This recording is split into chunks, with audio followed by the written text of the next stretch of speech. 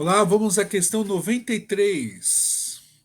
E a questão 93 traz da filosofia patrística um dos expoentes, um dos maiores teólogos da igreja e, com certeza, importante para o pensamento ocidental, que traz no seu processo de construção filosófica o estoicismo e o neoplatonismo e, com certeza, o cristianismo.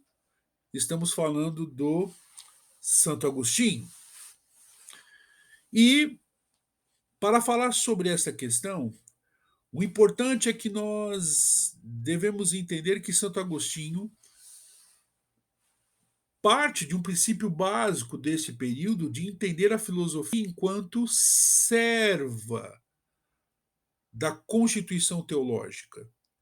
Então, se a filosofia necessariamente é serva da constituição teológica, a gente tem, né, a aproximação da tradição grega filosófica mais a tradição judaica cristã, em que nesses processos vão se constituir o quê? Possíveis caminhos de compreensão, principalmente pensando aqui em Santo Agostinho, que tem uma forte concepção neoplatônica, ou seja, da tradição platonista, de pensar a civitas Dei, ou seja, a cidade de Deus, e a cidade dos homens.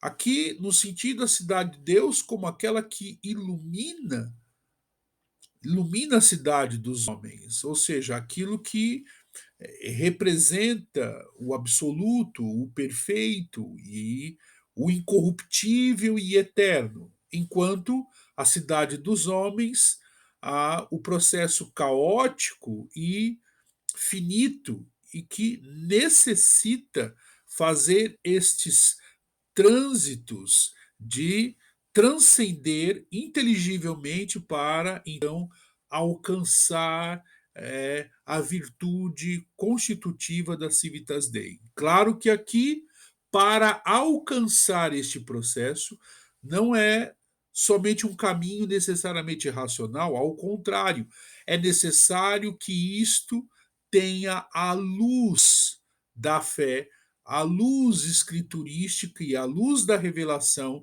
para que então a racionalidade possa se aproximar desta verdade.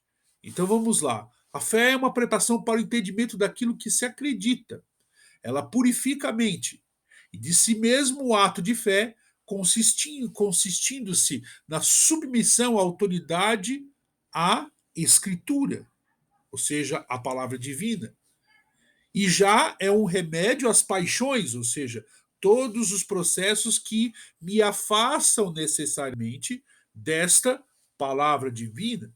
E uma vez a gente deve entender que todas essas paixões, elas são perturbadoras, elas interferem no processo da inteligência que busca a verdade. Além disso, estando concentrada numa verdade, a atenção da mente liberta dos olhos espirituais, das seduções dos sentidos e da própria imaginação, sobretudo e principalmente com as verdades conhecidas por revelação. O homem conhece já as normas do correto comportamento e vivendo bem, dispõe-se cada vez mais, ou seja, qualitativamente, a conhecer esta verdade. Tendo dito isto, ou seja, elucidados esses pontos importantes para a gente pensar exatamente o pensamento de Santo Agostinho, vamos então às alternativas. Vamos lá. O trecho trata da filosofia de Agostinho de Hipona. Para esse filósofo, a busca da verdade envolve um desprezo aos sentidos em detrimento só da razão, repetindo, um desprezo aos sentidos em detrimento só da razão.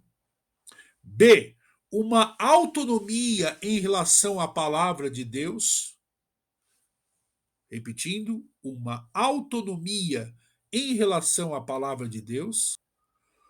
C, uma equivalência entre crença e pensamento.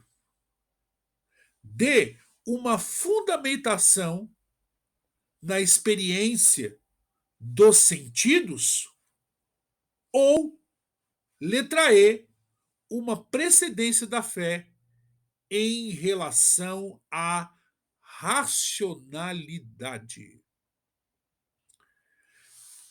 Percebe-se que nós colocamos vários elementos importantes, colocando a fé como este fio condutor para que então os homens possam alcançar esta verdade. Então vamos à resolução. A filosofia de Agostinho de Hipona entende que a fé precede a razão na busca pela verdade, como está na fórmula crer para entender, ou seja, o crer ele necessariamente interfere em todo o processo inteligível.